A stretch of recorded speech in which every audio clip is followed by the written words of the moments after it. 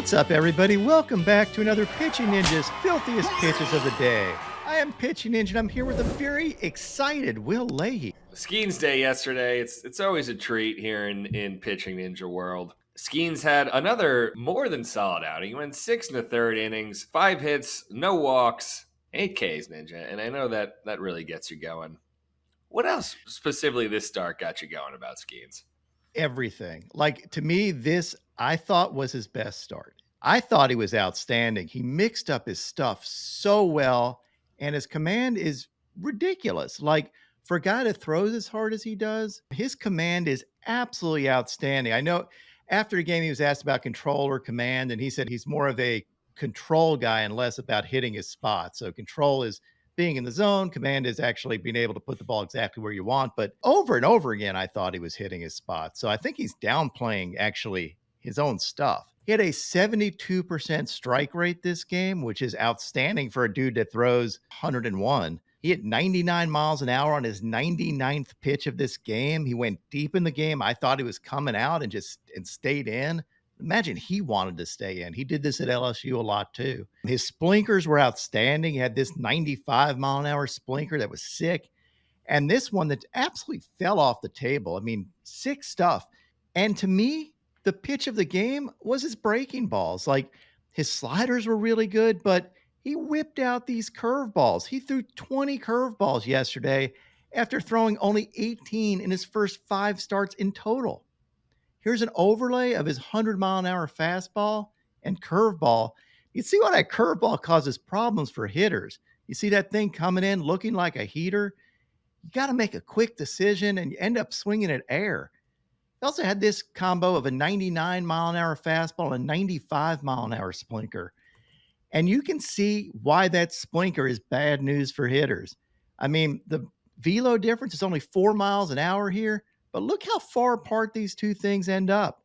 And he was so good this game that the Cardinals fans gave him a standing ovation. I mean, who does this? This is amazing.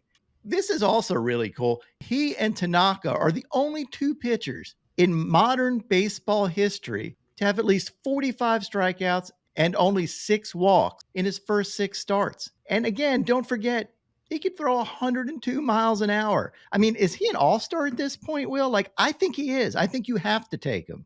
Ninja, it's a tough call. He's completely electric, but he does only have 6 starts. So he's the average now is about 12 to 15 for starters. So close to the game, he'll have more than 50% of their starts. But the fact that his ERA is not shockingly low, I think kind of hurts the case a little bit. What's it, 2.43, something like that?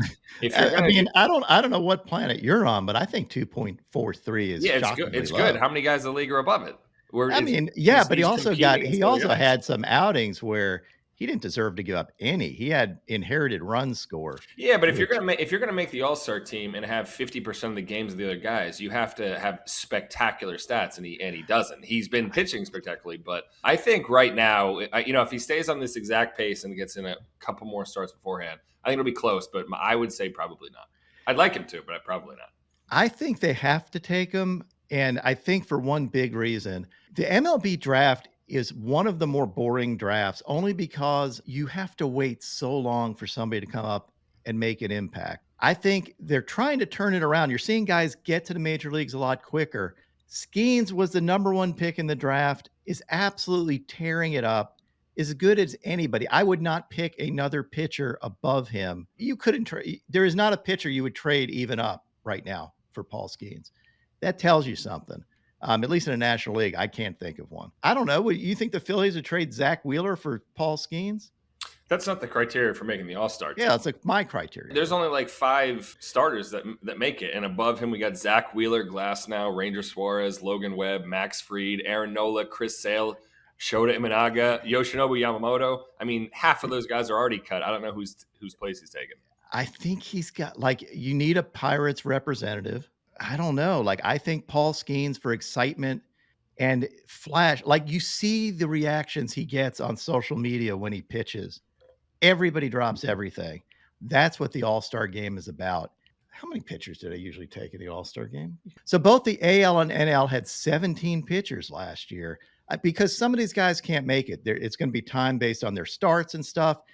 I think you got to give him the honor. I think him showing up is a big deal. I think he's 17 got to was go. 17 per team is a lot more than I thought. I thought it was close to 5 starters, 4 relievers. If 17 names get dropped, then I change my stance. Yeah, what happens is people pull out because they can't make the start. So they get selected and then don't end up. What do you think? Let us know in the comments. Should Paul Skenes be selected to the All-Star team or not? The only thing Paul Skenes did wrong this game is leave Mitch Keller hanging on this high five. Now, all this talk about Paul Skenes, I do not want to forget what Miles Mikolas did yesterday. He had 6 Ks and 7 scoreless innings, giving up only 1 hit. Took a perfect game relatively deep into this game.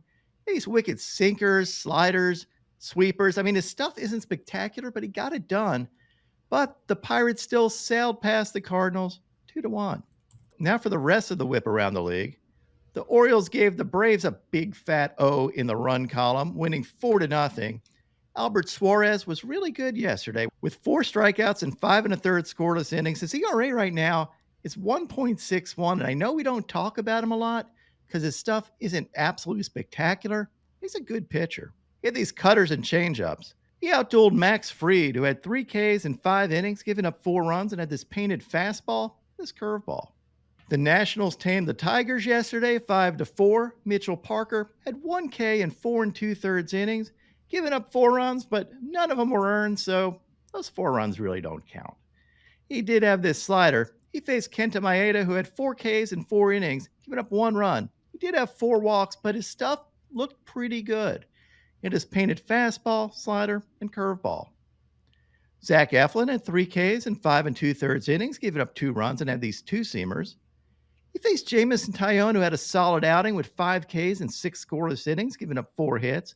But the Cubs were stung by the Rays, giving up 4 runs in the 9th inning and losing 5-2. Tristan McKenzie had 4 Ks in 5 1/3 innings, giving up 2 runs as the Slim Reaper took out the Reds 5-3. I mean, dude is thin. Look at those legs. He had these sliders and curveballs. Jesus Luzardo had 4 Ks in 5 2/3 innings, giving up 2 runs, and had this fastball, slider, and curveball, lowering his ERA this year to 5.11. Really good pitcher, better than a 5.11 ERA, I think. The Jesus Lizard scooted past the Mets 4-2. Luzardo faced Tylor Megill, who I thought was really good yesterday. He had 8 Ks in 4 2/3 innings, giving up 2 earned runs. He had these fastballs, cutters, sliders, changeups. But the pitch of the game for Tylor Megill was this American Spork. This thing only had 379 RPMs. I mean, look at this thing out of his hand. It looks like a knuckleball almost. Absolutely filthy. The Dodgers destroyed the Rangers 15-2. Honestly, the pitching wasn't really that good. James Paxton had 2 Ks in 6 innings, giving up 1 run on 2 hits. This elevated fastball. And the Green Snake was not that good either. We're not going to go over it. Well, the Dodgers were teeing off on their pitching. They really were. Randy Vasquez had 5 Ks in 5 innings, giving up 1 run, and had these curveballs as the Padres slipped by the A's 4-3. J.P. Sears had 1 K in 5 innings, giving up 3 runs, and a K was on this unspectacular fastball. I absolutely love the strikeout bias with Pitching Ninja. Huge. I don't care how many. 8 scoreless, but if he has no Ks, screw it. I don't care. Ground balls don't make highlights, Will. I am not a pitch to contact guy, in case you haven't noticed. Cal Quantrill had 5 Ks in 6 scoreless innings, giving up 3 hits. He had this curveball, splitter, and these nasty cutters. His ERA this season is 3.3, which is, I don't know, like a 1 ERA for a Colorado starter. That's really good. The Rockies topped the Twins 5-4. He faced Louis Varland, who had 3 Ks in 5 scoreless innings, giving up 1 hit, and had this curveball. Ronel Blanco had 8 Ks in 6 innings. Blanco didn't blank the Giants, but came close, giving up only 1 run. The Astros beat the Giants 3-1. He had this fastball, slider, and changeup. Faced Jordan Hicks, who had 5 Ks in 4 2/3 innings, giving up 3 runs. He had the sweeper for a sword and these dirty splitters. Zack Wheeler helped the Phillies roll past the Red Sox 4-1. He had 4 Ks in 7 innings, giving up 1 run. His ERA now is 2.16, and it's just been solid all year. He's just doing what Zack Wheeler does. He had this fastball, this beautifully painted backdoor slider, and this curveball for a sword. He faced Cutter Crawford, who had 8 Ks in 6 innings, giving up 2 earned runs. First pitch of the game for Cutter. This is not a good idea. Middle. What are we doing here? This is like home run derby pitching. Schwarber's 444-foot dong here is actually my dong. We're hitting the dick skin off the ball in the first pitch of the series and allowing me to turn the game off and go do something else with my day.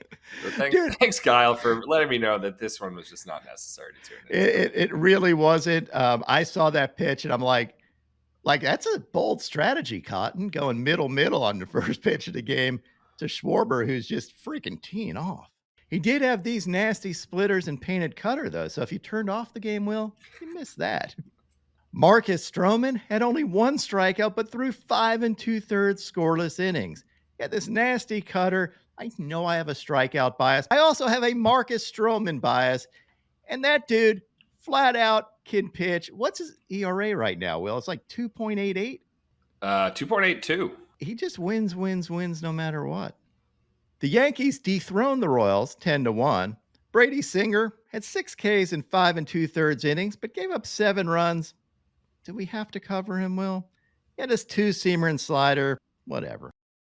Drew Thorpe made his major league debut yesterday and had 4 Ks in 5 innings, giving up 1 earned run. Thorpe had this elevated Cutter, but the story of the game for Thorpe and the story of what he's going to be in his career is his changeup. He had these nasty changeups. He has a very unique changeup in that it has a lot of ride to it. It doesn't drop like a lot of folks' changeups do. It's more like a heater, a little bit like Lucas Giolito's changeup. Think of it that way, which is a plus changeup. He faced Jonathan Diaz, who had 4 Ks in 5 1/3 innings, giving up 3 runs on 9 hits, and had this slider. He wasn't particularly good, but was good enough to help the Mariners beat the terrible White Sox 4-3. You can throw a guy, Drew Thorpe, give up 1 earned run, pitch great. The other guy doesn't pitch well, and they still lose. What did the White Sox need to do? Can they be relegated? Yusei Kikuchi had 5 Ks in 5 scoreless innings, giving up 3 hits. He had these curveballs and changeup as the Blue Jays soared past the Brewers 3-0. He faced Carlos Rodriguez, who had 4 Ks in 3 2/3 innings, giving up 2 runs. Jordan Montgomery had 3 Ks in 5 2/3 innings, giving up 3 runs, as the D-backs slithered past the Angels 9-4. He had these fastballs and changeups. Faced Jose Suarez, who had 3 Ks in 2 2/3 innings, giving up 4 runs. And had this nasty changeup in the battle of the Suarezes. There are a freaking lot of Suarezes in the major leagues right now. I can't keep track of all of them. We had Albert start. We had Jose here facing another Suarez with Robert Suarez pitching in relief. Ranger. Yeah, I mean, we have a lot of Suarezes, Will. Now on to my filthiest relievers. David Bednar had this 99-mile-an-hour heater. Yanir Cano had this wicked changeup. Emmanuel Clase had this 101-mile-an-hour cutter and this wicked slider. And also hit Dunn in the head here with a 101-mile-an-hour cutter. I swear watching this, I let out a gasp. I thought he killed the dude. And instead, Dunn gets up with this smirk on his face. Like, dude, I am absolutely quitting baseball. I get hit in the head with a 101-mile-an-hour fastball. I'm never standing in the box. I'm running away, probably pooping myself. Kyle Finnegan had this dirty splitter. Jimmy Garcia had this curveball. Hunter Harvey had this fastball. It caused the hitter to just drop his bat and this nasty splitter.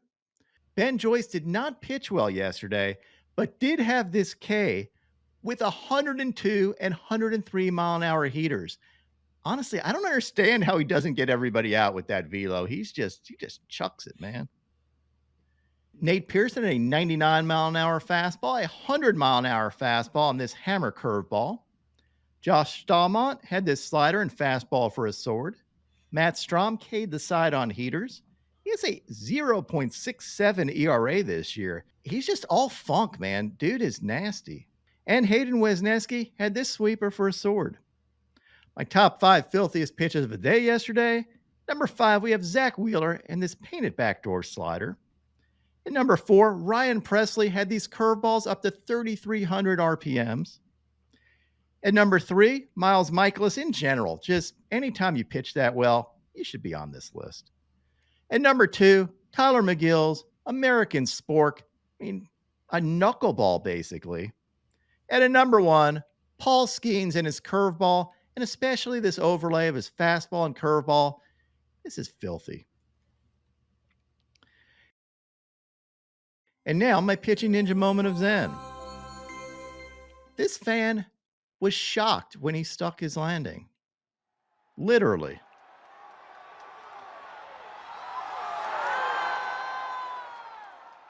My picks of the day today are a 3-leg parlay.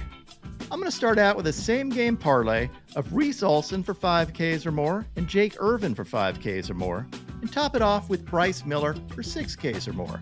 What would your picks of the day be?